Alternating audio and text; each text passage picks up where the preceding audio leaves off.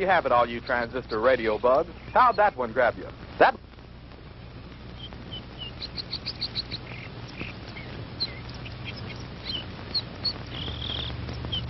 Howie, for heaven's sake, it's almost dark.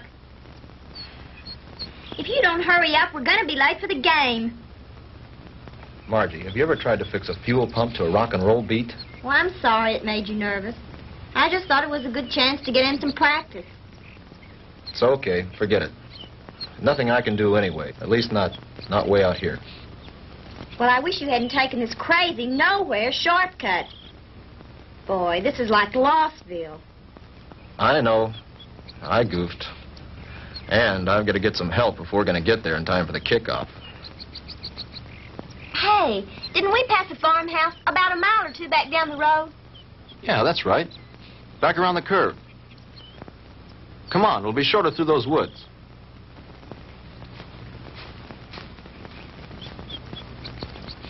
Oh, Howie, look. I don't think we ought to go on that property. Look, you want to get to the game, don't you? Of course I Then do. come on.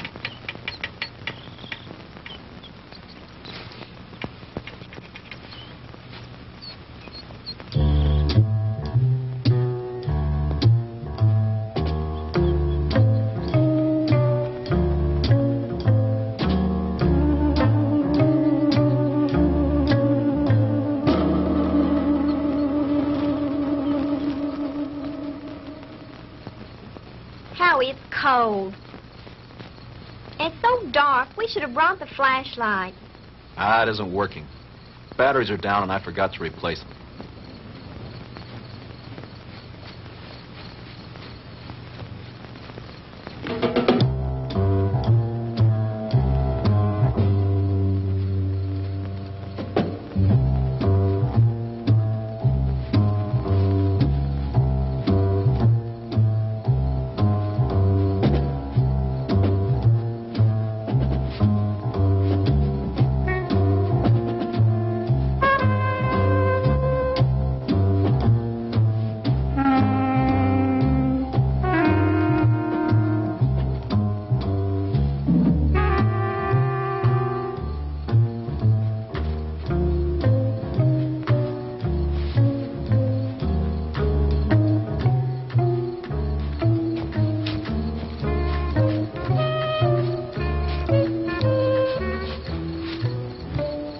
Like we've been walking for hours.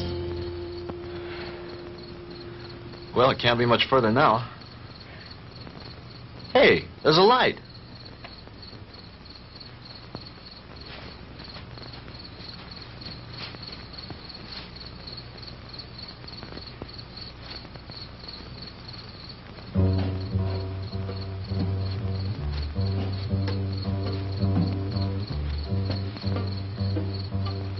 Huh. That's strange. Campfire way out here in the middle of the woods and nobody around. Kind of creepy, isn't it? Yeah. Hold it right there, both of them. Hey, Dad, what are you made up for? I mean, what's the bit? Hey, now, don't point that thing at us. It could go off. Come on now, who are you guys? What kind of a joke is this? I mean, out here in the middle of... Joke, boy. You think this is a joke? Howie, I'm frightened. Well, look at him. It's got to be some kind of a gag. This can't be for real. Howie, what's it all about? I don't know. Honey, do as I tell you. You edge around behind me. Tell me between them and you. Then run like the devil. Howie, not alone? Do as I say. What are you two young'uns doing out here? Quick, don't let them get away! Run, Margie! Head for the car! Stop, boy! I'll shoot!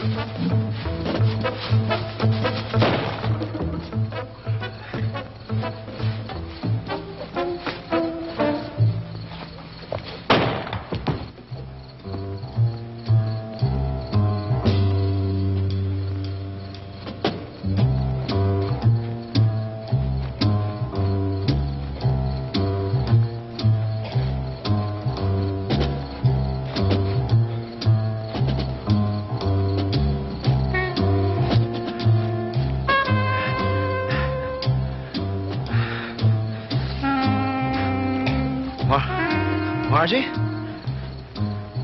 Margie?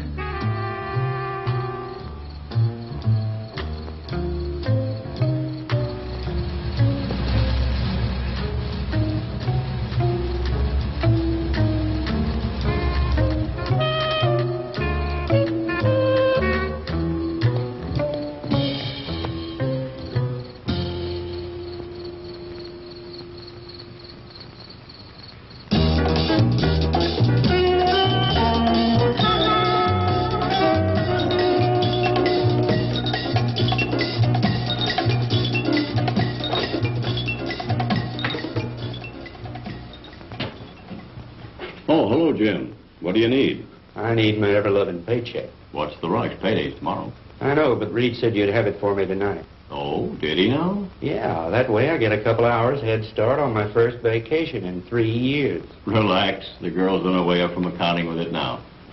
Where you going on this vacation? Some place that can't be reached by telephone, telegraph, teletype, or carrier pigeon. You don't think we'd interrupt your vacation now, do you? Why not? You guys did it for the last 2 years. Jim, nice story you turned in. Well written. Had a lot of fun. When he talks like that, he wants something. As a matter of fact, there's one little favor I'd like to ask you to do before you leave. Uh-oh. Here it comes. As a matter of fact, here it is. The accounting department is certainly coming up with much more interesting figures lately. See you guys. Oh, come on, Jim. Well, this will just take a few minutes. Not much out of your way. All you have to do is get a few details and phone them in from there. From where? Carver Street Hospital. Murphy called in from police headquarters. Some college kid was brought in with a gunshot wound. Here's his name. Why doesn't Murphy cover it? He's on police tonight. He's busy on the cat burglar story. Who shot the kid? That's what I want you to find out. May not be anything in it, but you never can tell. Okay, I'll do it. But afterwards, I'm leaving for my vacation. Definitely, irrevocably, and finally. Do you read me Great White Fathers? Only too clear. Have a good time. I intend to.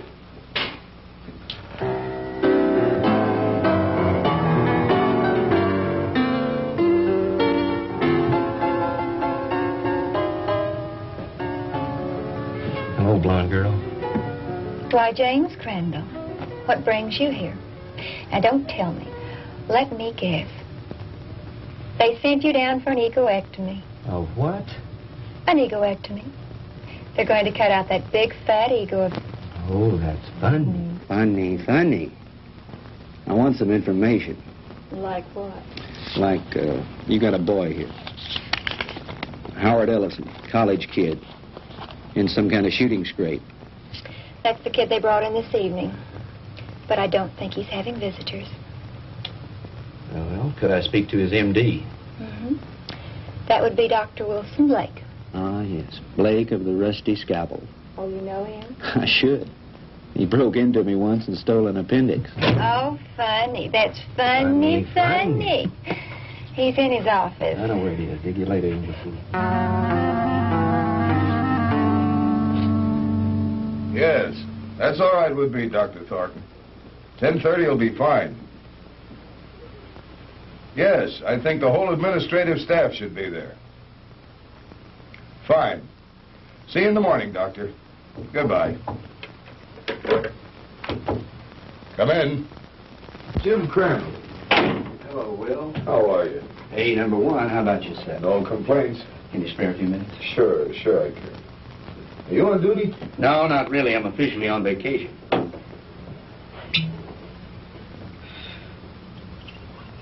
Soda?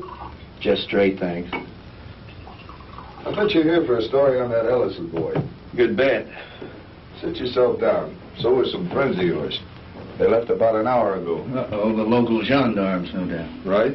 Lieutenant Partain and a couple of his men. They talked to the boy for about an hour and then finally... Wait a minute. Talk to him? You mean the Ellison kid's able to talk? Sure, he wasn't hurt too badly. The bullet didn't enter any of his vital organs. But the nurse said he couldn't have any visitors. Well, he can't. At least not now. He was too tired after that session with Partain. I want him to get some rest.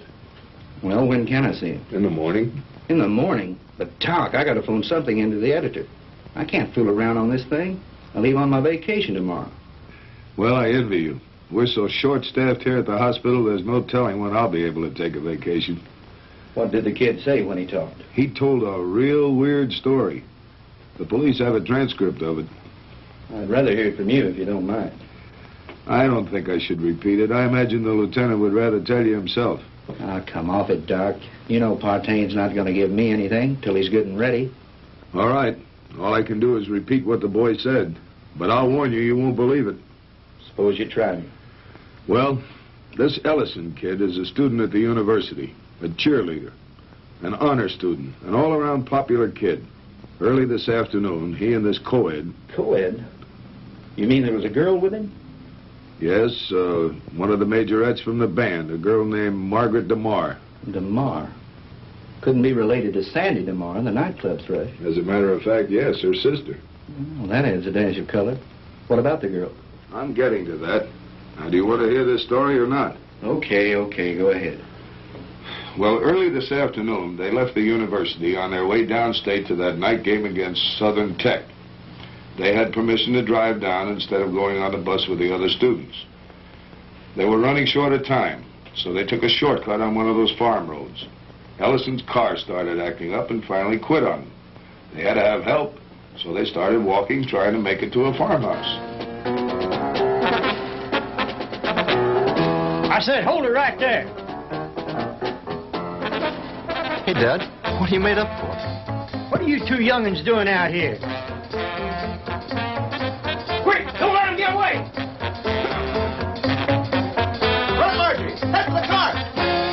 Stop, boy! I'll shoot! He started running, and that's when he got shot. He got up and he kept on running. He made it back to the car. He looked around for the girl, and she wasn't there. After that, he blacked out. A passing motorist picked him up and brought him in, and that's the story the way he told it. You sure weren't kidding when you called it weird. I've heard some screwy ones in my time, but this one takes the prize. Yeah, that was exactly my reaction, at first. What do you mean, at first? Well, sometimes I'm forced to alter my opinion by certain evidence. I don't know if you're aware of it, Jim, but my hobby is American military history. I collect historical military objects like some men collect stamps. Like this item that was brought in by a patient a couple of months ago. You know what that is? Well, it looks like some kind of rifle slug. Mm-hmm. I have a cigar box full of those at home. My brother and I used to find those in the woods and dig them out of trees when we were kids, back in Georgia 30 years ago. It was one just like the one you're holding now that I took out of young Ellison's body and gave to the police this evening. And if you ask me, they're going to have to dig a long way back in their ballistics file to find anything that matches that. Yeah? Yeah. You see, that's a mini ball.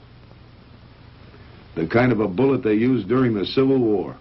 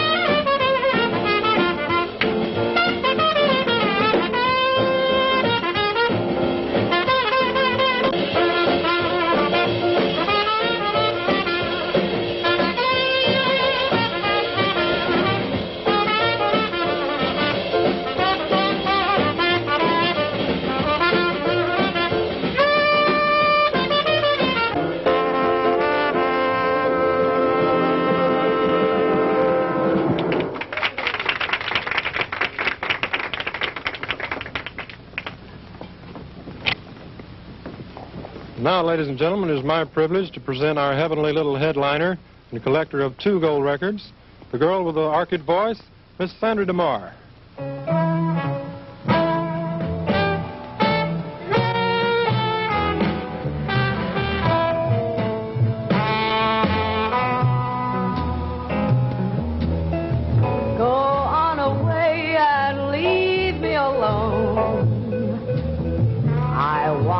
By myself when I cry, and there's gonna be some crying, 'cause I just told my baby goodbye.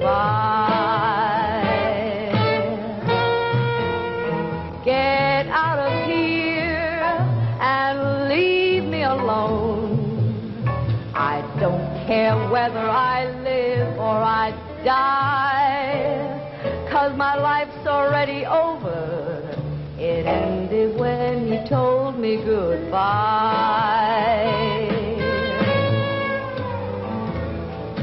Why is it everything happens to me and my dreams all explode in my face? He was my own for a while, but he's gone, and I know no one can ever take his place.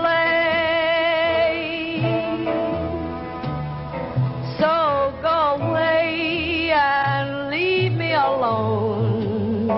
I've got a right to my own private cry. Coming down with the sorrows, 'cause I just told my baby goodbye.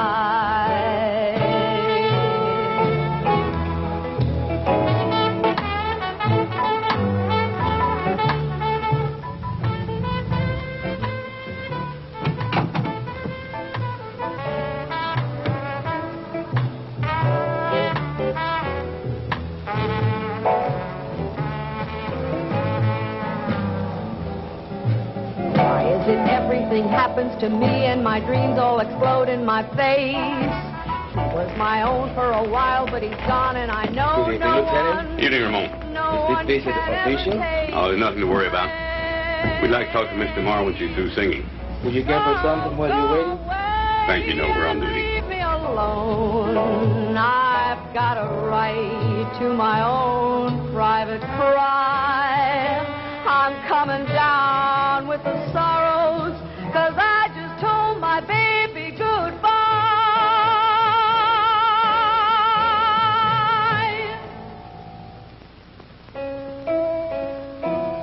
'Cause I just told my baby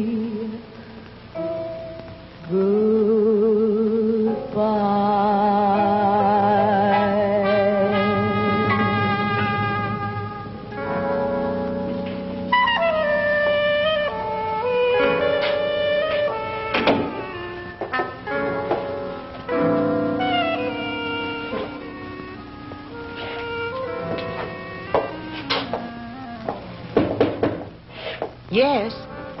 Sandy, are you decent? Yes. 2 gentlemen from the police department want to talk to you. Police? Yes, Miss DeMar. I'm Lieutenant Partain, and this is Detective Lasky. We're just making a routine investigation. Have you heard from your sister this evening? Margie? Why, no. Why do you ask? Well, we just thought she might have called you. You see, we have reason to believe she may be missing. Missing? I don't understand. She's at a football game in Stephenville with Howard Ellison. I'm afraid not, Miss DeMar. Maybe you'd better sit down and let me tell you all that we know about it so far.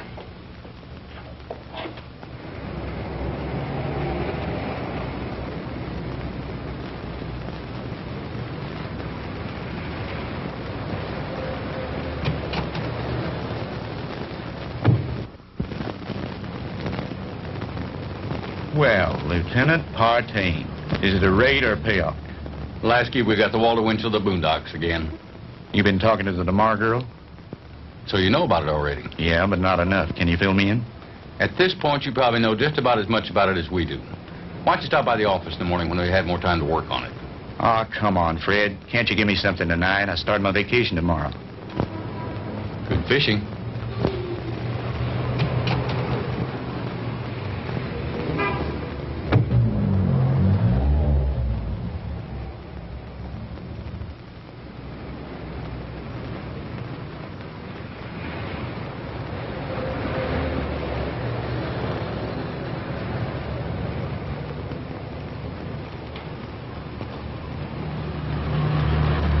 Miss DeMar? Yes?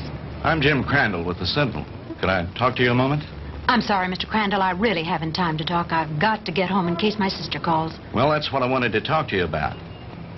Could I give you a lift home? Thanks, but I'll take a cab. Well, they're kind of slow this time of night. Well, all right, if you're sure it's not out of your way. Of course not. It's part of my job.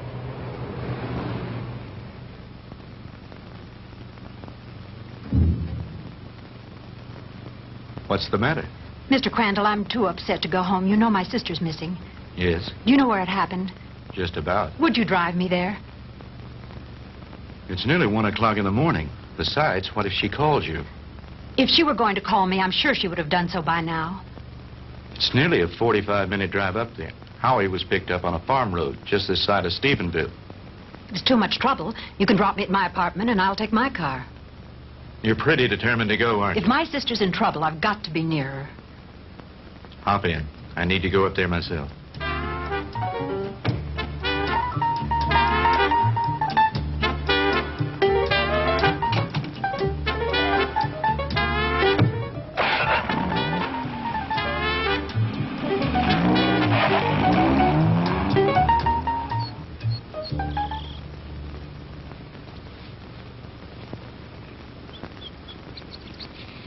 Lieutenant, we checked that house from top to bottom. Nothing there. Okay, Lasky. As soon as the boys are through, have them go in and get some rest. We've done everything we can do here. Maybe the sheriff and his bloodhounds will turn something up. Right.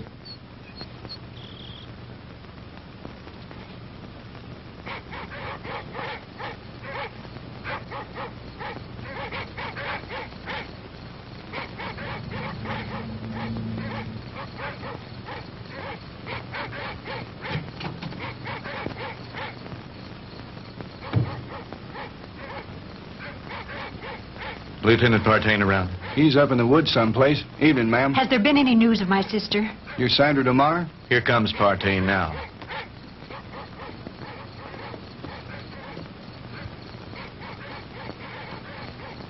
Lieutenant, have you found her yet? I'm afraid not. Crandall, what'd you bring her out here for anyway? I made him bring me, Lieutenant. Can you tell me anything about Margie? No, ma'am, I think you both made a trip out here for nothing. Why don't you go home and get some sleep? He's right, Sandy. You should do as he said. Jim, somewhere out there in that horrible blackness, it's my sister. Those dreadful dogs. They sound so terribly ominous. Oh, Jim.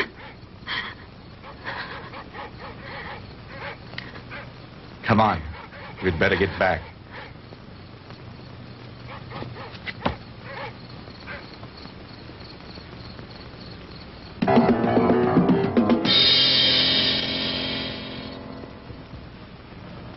No, I'm going to check all the antique gun shops this morning, as soon as they open. How about the kid's parents? You come contact them? Lieutenant, Ellisons live in Denver. I tried all night to call them, but they weren't home. How about a cup of coffee, Jim? Yeah, black. What about the kids at the university? Ellison's fraternity brothers. I talked to everyone in the dorm. They like him. What do his professors say about him? Bright, popular boy, good scholastic records, level-headed, down to earth. Not the kind to make up wild stories. Well, that cracks another one of our little theories wide open. You just getting here? Some of the other fellows came in a couple of hours ago. Yeah, I was out with the sheriff and his bunch. And have we got a Lulu? Yeah, what is it? The girl's sweater. We found it out in the woods not far from a smoldering campfire. Go on. Well, we gave the scent to the dogs, and they took off like Moody's goose. Well, we followed them for about a mile or two, till they got through the woods and into a small open space. Well, the dogs got about halfway through the open space, and then they stopped. Well, you've never seen so much confusion of tangled dogs in your life. They didn't know which way to go. The scent had stopped right in the middle of nowhere. It was as if the girl had just been snatched off the face of the earth into thin air. Wait a minute. You mean no footprints, no tire tracks, no nothing? Well, nothing but this. Well, so you found part of a costume. Costume? This is the real article. I checked it out. What do you mean, checked it out? Look at the label on the inside. McCord Brothers. McCord? Outfitter to the military. Charleston, South Carolina. I checked with the Charleston department, and they gave me some very interesting facts from one of their newspapers. It seems that McCord Brothers, the company that made that hat, burned to the ground in 1869 and was never rebuilt. It's been non-existent for over 100 years. This case is getting screwier by the minute, don't it, though? I'll have you run this down to the lab and then go home and get some sleep. How about me, Lieutenant? Sure, go on home. You've earned a rest. Well, what do you think? How was Mr. Marr when you left her? Shook up, naturally. She's spending the night with her girlfriend. Fred, about this whole mess, what's your opinion? I'm not paid to have opinions. I'm paid to put jigsaw puzzles together. But seriously, what do you think? I think there's a logical explanation to everything. Two men were in those woods in costume and makeup. Anyone knows there's lots of guys around nowadays who collect antique guns. They belong to clubs, they have meetings and shooting contests every so often. A couple of them got liquored up a little, wanted to have some fun and scare the kids. But something went wrong. It's as simple as that. My hunch is, as soon as they get up enough nerve, they'll come in, give themselves up. It's a nice theory, Jim, but what happened to the girl? Well, your guess is as good as mine. Jim, you know, this whole thing is, well, it's spooky. Reminds me of something that happened in Germany in 1945 towards the end of the war. Yeah? What was that? Our outfit liberated a small concentration camp near the Alsatian border. When we took it, we expected to find the usual half-starved, ragged inmates. And you can imagine our surprise when we were greeted by about 50 young people, all a picture of perfect health. That sounds a little hard to believe after all I've read of Dachau and Auschwitz. Well, that's what made it hard to figure. Here were these kids, none over 21 and some as young as 5, living in apparent luxury. Good food, complete recreational facilities, no forced labor. Reminded me of a bunch of calves being fattened up for the kill. You mean there were no old people in the camp? There were a few, but not alive. We found their bodies in the rooms next to the ovens. Apparently, we'd taken the camp so fast they hadn't had time to dispose of the bodies. But before they left the night before, they blew up the largest building in the camp. It was some sort of a laboratory. And inside, amidst the rubble and blown into a million pieces, was the screwiest piece of machinery I've ever seen. Some sort of a crazy electronic apparatus. And half buried underneath it amidst the rubble, still strapped to a table, was an old man. Just barely alive. Our medics tried to save him, but they couldn't. Now, here's the weird thing. This is the part we could never understand. In trying to identify him, we checked the camp records with the prison number tattooed on his arm. According to those records, that old man should have been an 18-year-old boy. What about the other bodies? Same thing. Their numbers indicated they all should have been kids. What type of experiments were they conducting there? We never found out. Even the young inmates weren't aware of why they were there. They never found the commandant of that camp to bring him to trial with the rest of the Nazi brass. His name was Ernst von Hauser. Did you ever hear of him? He was a German physicist, a contemporary of Einstein's. I don't follow you. You mean you think there might be some connection between all that and what happened here last night? I'm not saying that, no. But just suppose, for the sake of argument, the Ellison kid did see two men out of the past of 100 years ago. That would mean somebody around here is tampering with time. Somebody was also tampering with time in that concentration camp. Now, wait a minute. Let me get this straight. You think that the machine found in that concentration camp was some kind of time machine, and that there may be another one like it around here. Is that what you're saying? I'm not saying anything. I'm just supposing. After all, they never found von Hauser. Lieutenant? Yeah, Walt. Captain wants to see you in his office. Wants you to bring the file on the Maddox case. Be right there. How am I ever going to turn in a story like that? That's your problem.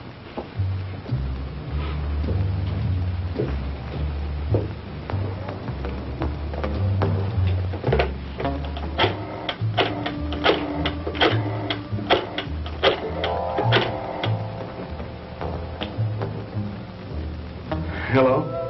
Give me the city desk. Hello, Reed? Crandall again. Would you tell Shaw I'd like to postpone my vacation and stick with the Ellison story? Yeah, that's right. You know that Pulitzer Prize you're always kidding me about? Well, if this thing turns out to be what it looks like, I just might win it. No, nothing new at the moment. I'll keep you posted. Yeah, I've got a little research to do in the library. Then I'm going to the hospital to interview the kid. Right. Talk to you later.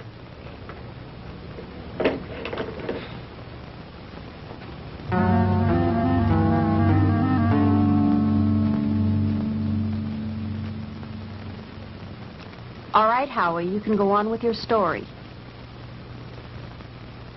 That's about it, Mr. Crandall. I remember reaching the highway, and Margie wasn't there. And then I blacked out, and the next thing I knew, I was here at the hospital. And you really don't think, Howie, that those guys were just a couple of kooks in Civil War costumes? Mr. Crandall, I don't know how to explain it, but I got the distinct feeling that these guys were for real. I mean, like something straight out of Gone with the Wind. Howie, what's your idea of what happened to Margie? Do you think these two guys grabbed her? I don't know, Mr. Crandall. I don't know. That's what's bugging me out of my skull. Nurse, is Mr. Ellison awake? Yes, he is. He has another visitor, but you can go on in. Thank you.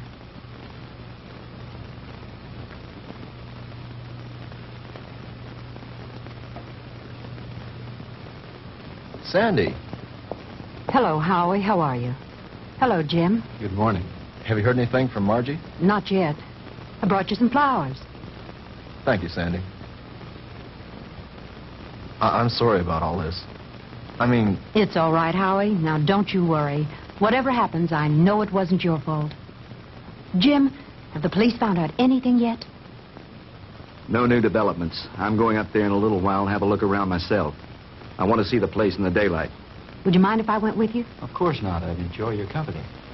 Howie, would you forgive us if we ran off right away? Sure. I understand. I'll drop back in later. Bring me some magazines. Yeah. True Confessions and Ladies' Home Journal. Gee, thanks, Mr. Crandall. Those are two I never miss. See you later, Howie.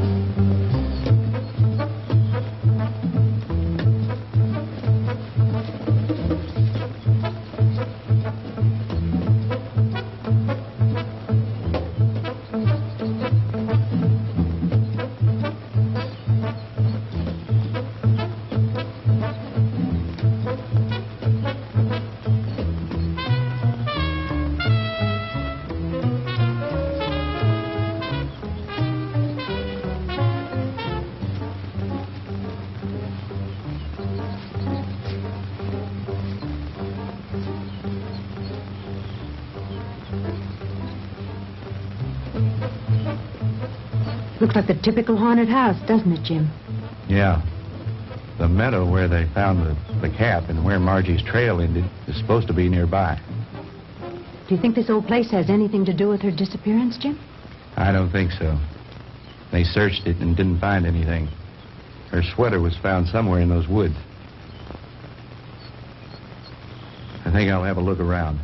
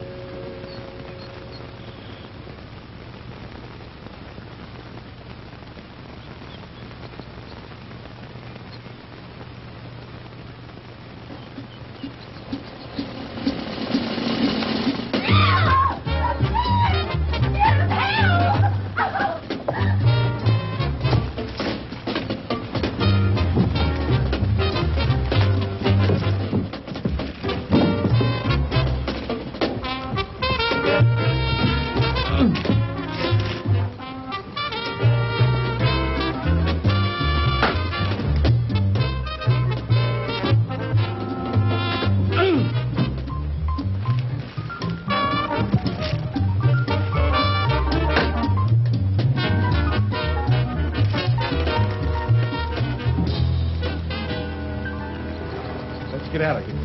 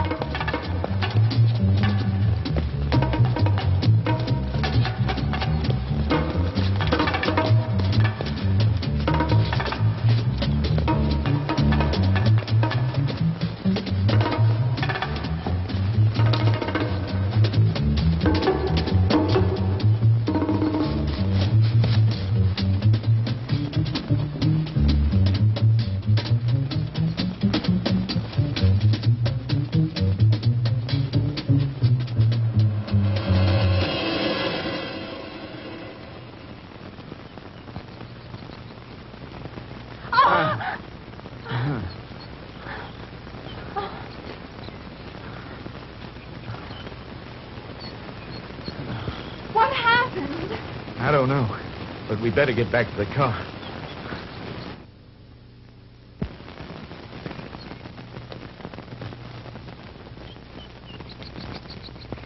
Jim!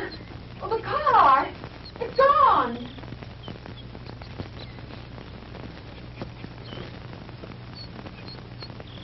Jim, someone must have stolen it. I would have heard the motor start up. Besides, I have the key in my pocket.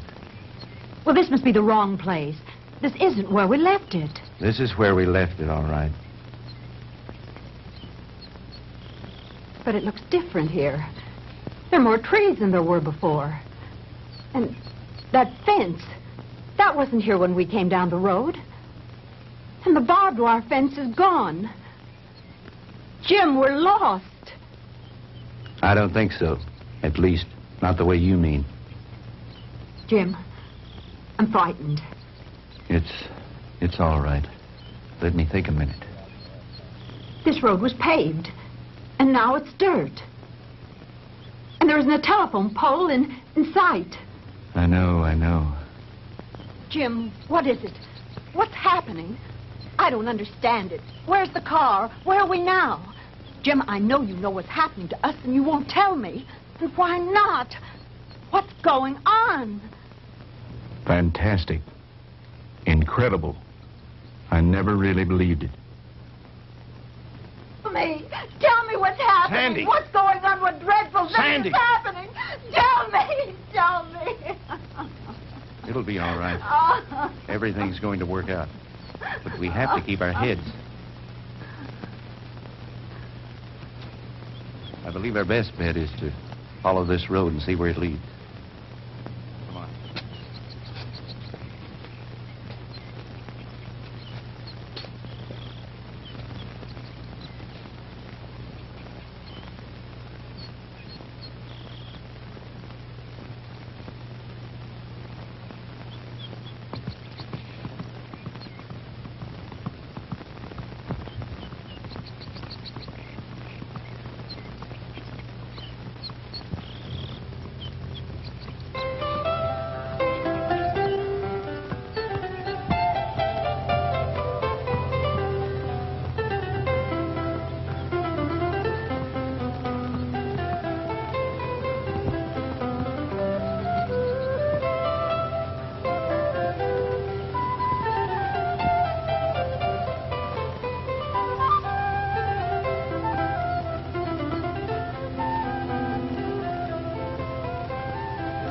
Jim, his clothing. I know. Ours are just as strange to him, especially your short skirt. Friend, what year is this? Where are we? Witchcraft! Witchcraft! Ha!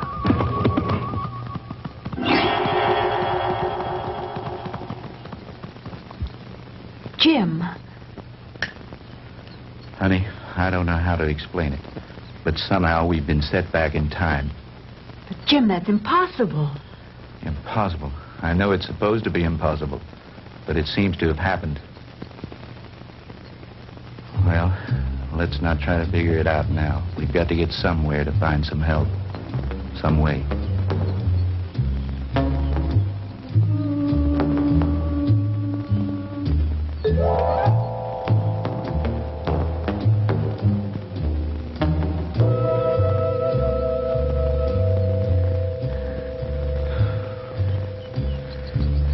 Jim, I'm sorry, but I don't think I can go any farther. I simply have to rest. All right. We'll stop for a while.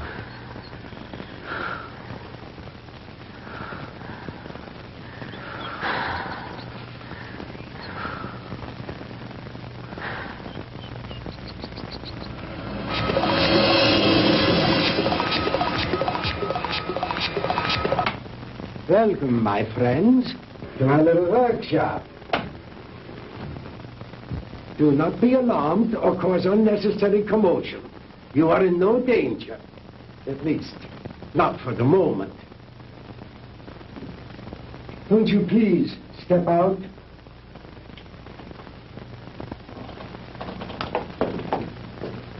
I am Dr. Ernst von Hauser. These are two of my assistants, Manfred and Wolf. Where are we? I told you. We are in my little workshop. And I tell you again, please do not be alarmed. What time is this? What century are we in? Does it matter, my friend? There really is no such thing as time, except as a relative measuring device in your own mind. We're not interested in double talk. What happened to Margaret DeMar? What have you done with her? Please, Mr. Crandall, you will please remain calm. What have you done with my sister? Your sister is entirely safe, Mr. Marr, and I assure you I did not bring her here intentionally. She certainly didn't come here of her own free will. I didn't say that. I brought her here to keep her from harm. Then where is she? Let me see her. But of course. To the armor! Come and see here. Schnell! To the armor. Bringen Sie Fräulein DeMar zu ihrer Schwester. Well,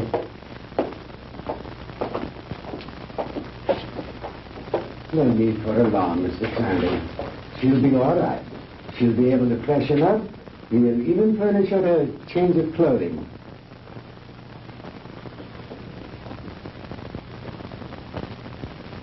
I notice you were intrigued by my servant girl, Didiana. And there you might be. Just a few thousand years ago, She was serving in the court of Tutankhamun, one of the great pharaohs of Egypt. And now she is serving me. Quite an experience, is it not? This is like a fantastic nightmare. I don't understand any of it. How did you get Margie here? I was conducting an experiment with a pair of gentlemen from the past. When the girl and her boyfriend wandered into the machine's field of materialization and encountered them. They shot the boy. They might have killed the girl had I not teleported her here very quickly. And the two red soldiers? I sent them back to Shiloh, Mr. Crandall. But it doesn't matter. They probably died there anyway. Fantastic. Utterly fantastic. Tell me, Doctor, why did you send Sandy and me back to 1789? I admit I took advantage of you to conduct a little experiment. Oh, yeah, it was a little dangerous, but you see, no harm has come to you. Super spectronic relativity? I believe that's what you once called it. Oh, then you are familiar with my work. To some degree, yes. I read up on you this morning in the library after talking with the police. Oh. And what did you learn about me? Quite a bit. I know of your early career and some of the brilliant discoveries you made in the field of physics, and that you were expelled from the International Congress of Physicists because of your theories. Ah, that was a humiliation which will soon be avenged, Mr. Crandall. But go on. What else did you learn of me? Well, I know that you were a friend and sponsor of Adolf Hitler, that you helped elevate him to power in the 30s, and became the organizer and administrator of his Department of Scientific Warfare. That's another thing that puzzles me here, Doctor. Why a man of your brilliance should identify himself with a fanatical madman like Hitler. How dare you refer to Adolf Hitler as a madman? He was a great genius, ahead of his time. The world in its ignorance was not ready to accept him. The world did not accept him because he was a lunatic, bent on enslaving it. Do you call a man who is responsible for the mass murder of millions a great man, a genius? Anyone with enough intelligence to examine history knows there are times when lives must be sacrificed for the benefit of future generations. And he was willing to do this in order to lead his people into darkness, into oblivion. That's where he was leading them. And like all other power-crazed dictators before him, he failed. Thank God there were people in the world with enough courage to resist and to conquer him. What do you know in your stupid, petty little mind?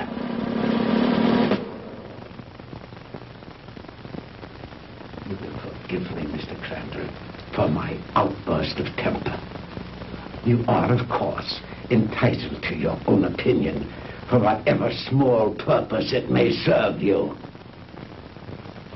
Let me enlighten you, Mr. Crandall, on a few things of which you and the rest of the world are unaware. Blame for the loss of the war cannot be laid to Hitler or his doctrines. It was I who failed him. Me and the General Staff. He called for weapons, super weapons, to turn the tide of war in those last few days. Because of my inability to deliver those machines soon enough, we were defeated. It might interest you to know that during those last few months of the war, we had almost perfected weapons so far in advance of anything that had gone before them as to make modern warfare in all its forms completely obsolete. Oh, if we had only had time for further experiments. I know of some of your experiments, like the ones carried out in a certain concentration camp. Oh, then you know about the aging machine. Yeah, we had almost perfected that one when the war ended. Oh, but that machine was one of the more primitive devices. like the jets and the rockets that we used so briefly. We were in the final stages, Mr. Crandall, of perfecting weapons that were truly astounding and against which you would have had no defense. A cannon that killed with sound waves, yet was completely silent. A giant generator gun that could electrocute whole armies in the field. Oh, and more, many more. If we'd have only had a few more months to perfect those weapons, we could have plucked victory from the jaws of defeat. The Third Reich would have endured, not for 1,000 years as the Fuhrer dreamed, but forever. But the fact is that you failed, Herr Doctor. Failed and lost. But you are forgetting one thing, Mr. Crandall. That was 20 years ago. Since then, I have perfected and even improved on my original weapons. And we have conquered time. Dr. Einstein's so-called fourth dimension. Hitler will return, Mr. Crandall, and soon. Your victory was but a temporary one.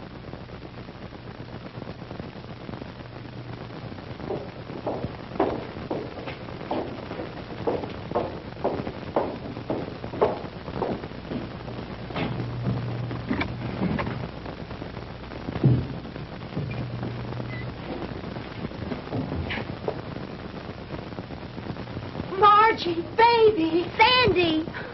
Honey, are you all right? Did they hurt you? Oh, Sandy, I didn't think I'd ever see you again. Oh, I'm all right.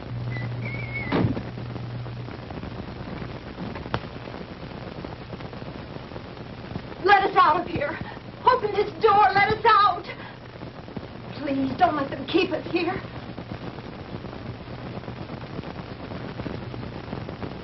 I have my own underground atomic power supply. Here are the master controls, and here are the selectors. With this dial, I can control the century I wish to deal with. These other dials, of course, are for the selection of the year, the month, the day, even the hours and minutes, and even seconds.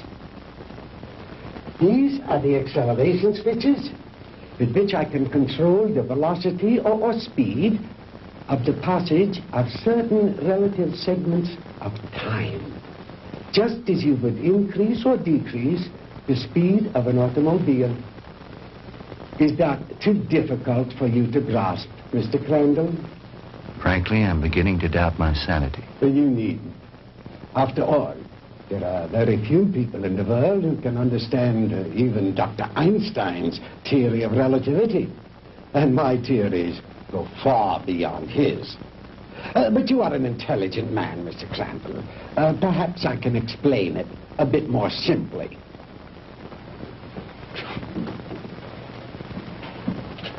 We will let this line represent the world, with a line here to represent the equator, the mark here and the mark here for the north and south poles. If an aircraft starts here, this side of the equator, and starts going up and up and up, it is going north, toward the North Pole. But the instant it passes over the pole, it is no longer going north. It is going south. And yet, it has not turned or changed its direction in any way. Now, that is the simplest way I know of to make you understand how my theory of superspectronic relativity was first developed. It has long been established that time and space do not exist except in relation to each other. Therefore, they are inseparable, indivisible, a space-time continuum. The faster we travel in space, the faster we travel in time. Now, let me use this short vertical line to represent an instant of time, on this horizontal arrow to represent velocity or speed. Now then, scientists have long held that light is the top limiting velocity in the universe. In other words, there is nothing in the world faster than light. And yet it is known that beta particles ejected from the nuclei of radioactive substances can attain velocities up to 99% that of light. Now, I have always based my theories on the premise that there is no limit to space. The universe is limitless. Well, if there is no limit to space, then there is no limit to time, and no limit to velocity. Therefore, I thought there must be something in the universe that was faster than light. The years of frustration and failure before I finally had to submit to the one irrevocable fact: there is nothing in the universe faster than light.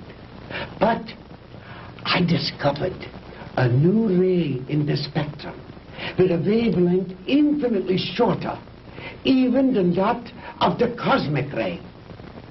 This ray I called the minus ray. I'm afraid you lost me, Doctor. Well, in other words, while I discovered that the velocity of light is indeed the top velocity in the universe, that velocity need not remain constant. I discovered that through minus rays, velocity could actually be accelerated. Let me illustrate in this way. This line represents an instant in time. An instant, that is, in relation to our immediate vicinity in space. Now, if you enter a dark room or flip a switch, that room is instantly flooded with light. That is because that light, traveling at its great velocity, takes hardly any time at all to cover that small area of a room. It is immediate, instantaneous. Now, if that light had traveled any faster, it would have come on before you flipped the switch. Are you beginning to understand? I think so. Fine. Now then, just as I illustrated a moment ago, with the airplane flying up over the world, heading north until it passed over the North Pole, then its direction became south. The same thing is true, in a sense, of time. If the velocity of ordinary light, represented by this arrow, should be accelerated, then it will pass beyond the instant, represented by this vertical line, and no longer be moving in the direction of the future, but it will be moving in the direction of the past. It will no longer be going forward in time, but backward. The greater the velocity, or I should say, the greater the acceleration, the further back in time it will travel. In other words, if a guy left New York for Los Angeles and traveled fast enough, he'd get there before he started. You joke, Mr. Crandall, but crudely expressed, that is exactly what would happen. Why are you telling me all this? To impress upon you the superior scientific knowledge that we possess, my friend, and to illustrate why we would have won the war if we had only had a few more months. We were the slaves of time then. Time was our master. But I have changed all that. Now we are the masters, and time is our servant. Ah, you Americans are an egotistical, arrogant lot. How proud and superior you felt as you strutted through the ruined streets of our cities. The proud conquerors claiming the spoils of war. is only temporary, my Yankee friend. Soon Hitler will return. We will rewrite history. And the Third Reich will endure. Not for 1,000 years or 100,000 years. But forever. Immortality. The age-old dream of man is ours. The rest of the world will fall at our feet, and ye shall rule for all eternity. Oh, good. Did you make the young ladies comfortable? Jawohl, Herr Doctor. And Manfred, did you see that Mr. Marr had a change of clothes? Jawohl. Good. The lecture is over, Mr. Crandall, and you look tired.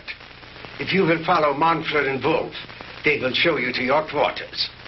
We weren't planning on staying. We want out of here now. I'm afraid that is impossible, Mr. Crandall. I must insist that you accept my hospitality. Now, wait a minute. Get your hands off me. Let go. Hornhauser, you can't get away with this.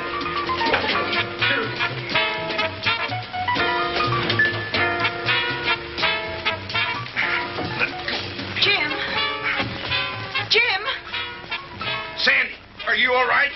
Oh, yes, we're all right, but why are they locking us up? What are they going to do with us? Nothing if I have anything to do with it. Oh! Oh, don't hurt him! Oh, don't hurt him! Oh.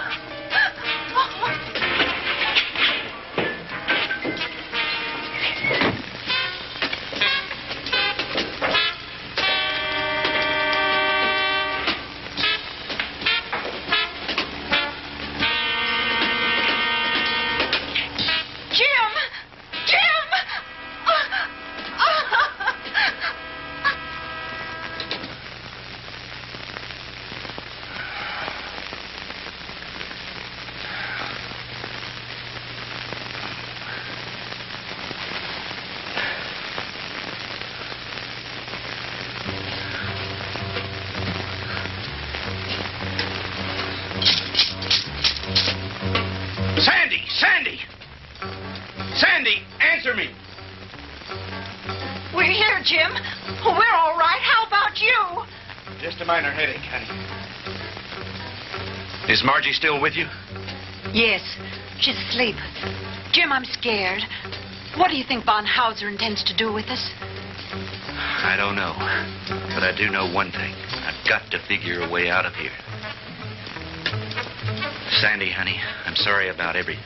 I shouldn't have brought you with me this morning. It wasn't your fault. I asked to come along. After all we've been through, you must be beat. Have you had any sleep? No, I was worried about you. Well, try to get some rest while I do some thinking. Okay. As soon as Margie wakes up, I will.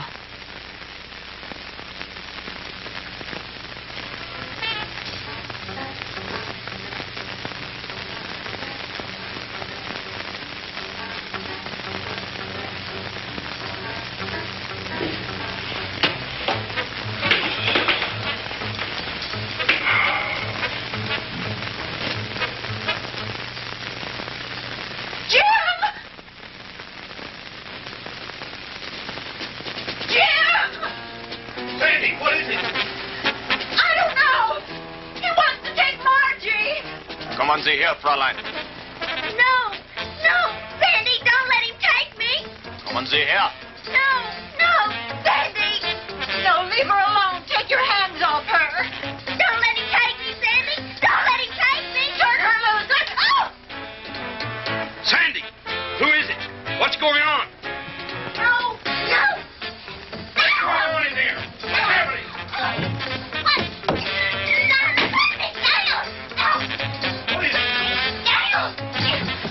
What are you doing? Where's Katie?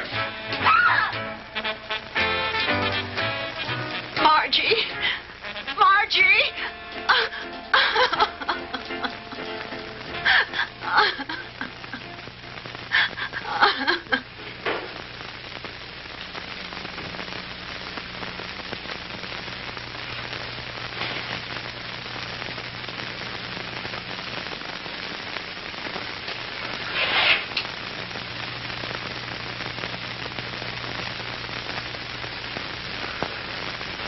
So you see, my dear, there was no reason for all that hysteria. You've really nothing to fear. While I have never before tried sending anyone into the future, there is no reason to believe that the experiment will not be successful.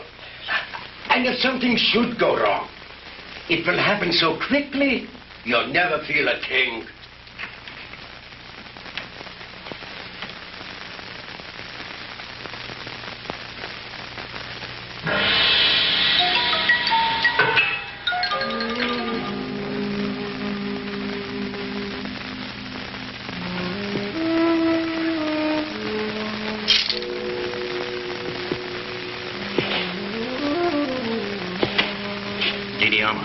It is time you eat now. You speak English? Many others before you, they teach me talk. You mean there have been other prisoners here? Many. Are there any others here now? They all disappear. You eat now. It is all they give me for you. It's all right. At least it's better than nothing. Didi Alma, you've got to help us. You're our only hope. No. I cannot help you. But you've got to. You're the only one. If you could get hold of the keys. No. They'll kill me. I cannot help you. Please, Didi Alma, listen to me. No. We'll never get out of here if you don't help us. Please, Didi Alma. Please.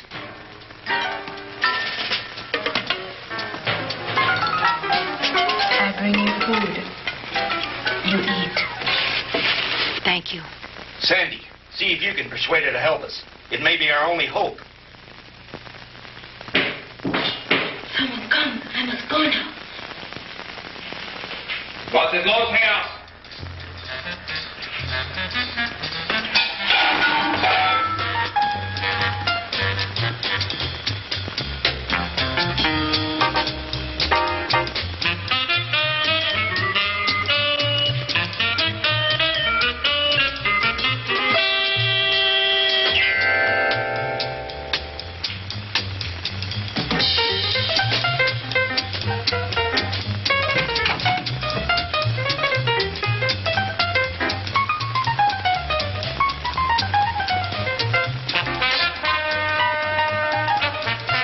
From me. Oh!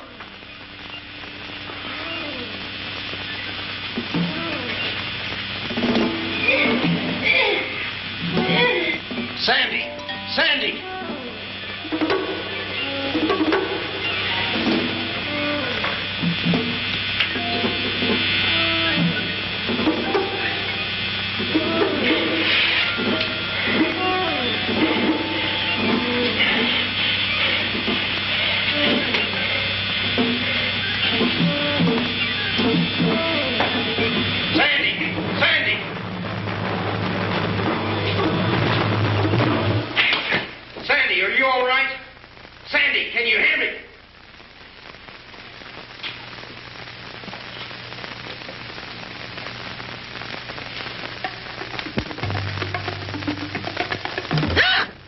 Sandy, honey.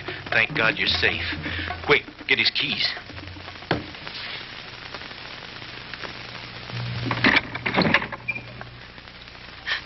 Oh, Jim, it was awful. He strangled her. It's all right, honey. Try to get hold of yourself. We've got to get out of here. I'll be fine.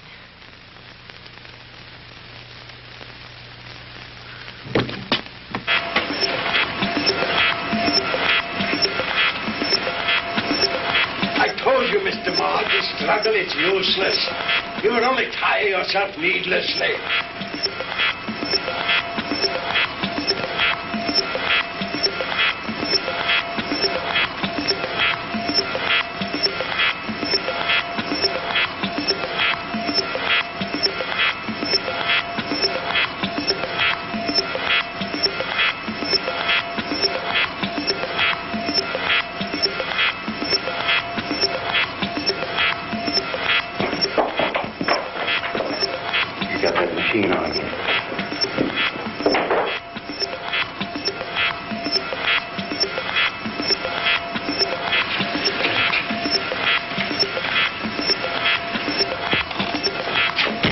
Switch it off, Doctor.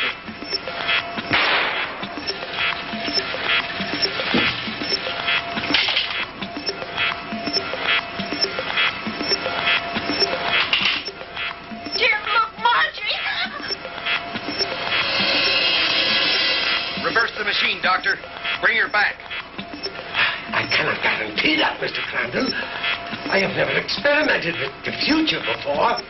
You insane, sadistic. If you don't bring that girl back, I'll empty this gun into that warped brain of yours.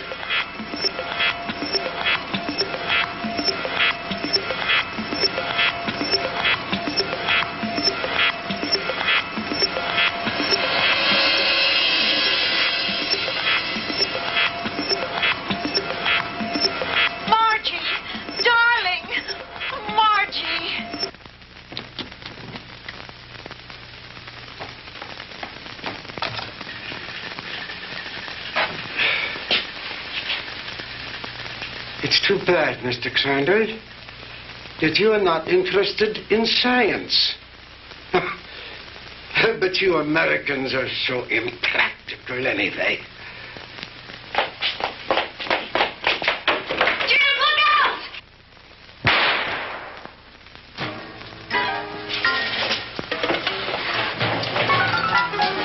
Just don't you try anything, Von Hauser. Don't try anything.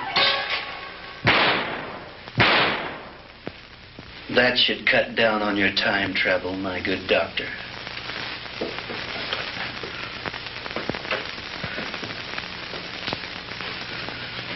How about the attic? You searched that, didn't you? Yes, sir. That's where we found the Nazi soldiers and the radar equipment. Then this house has some connection. Crandall's car was found not too far from here. Von Hauser's headquarters must be around here somewhere.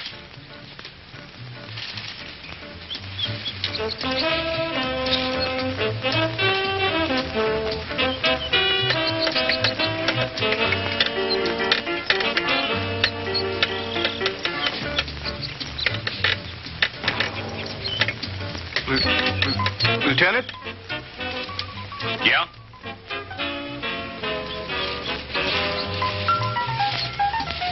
What is it, Finley?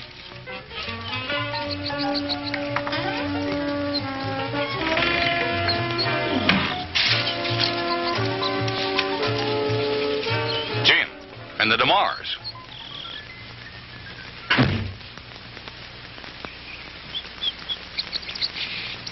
Where in the devil did you three come from? Von Hauser's country place, Fred. We spent a very interesting night there. Where is Von Hauser? Down there in his laboratory. Listen. What's that sound? That's the machine. You'd better stop it before he gets away. Lasky, you come with me. Finley, you stay here with them. What machine? The time machine. The what machine?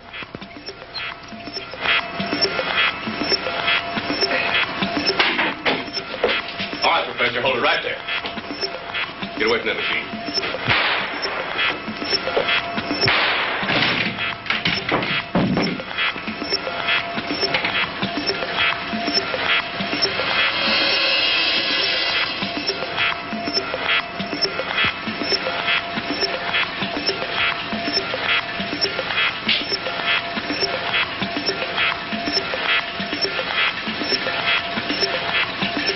If I hadn't seen it with my own eyes, Lieutenant, I wouldn't believe it. I know.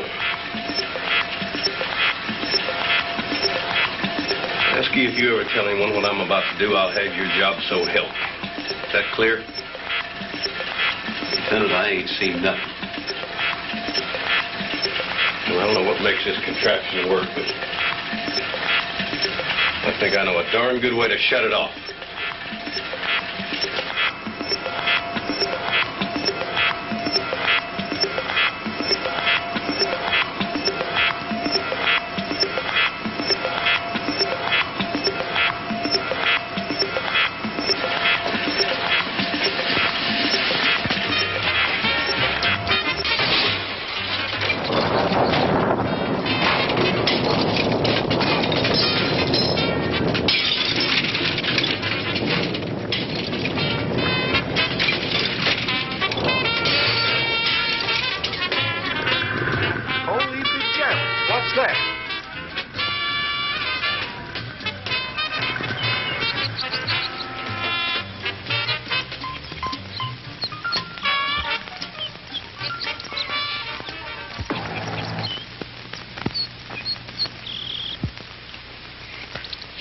What happened down there, Fred? Forget it. Finley, call Miller at headquarters. Have him send some of the boys out. Are you two all right? Everything's fine. Thank you, Lieutenant. Why don't you take the two ladies home? Come on, Lasky.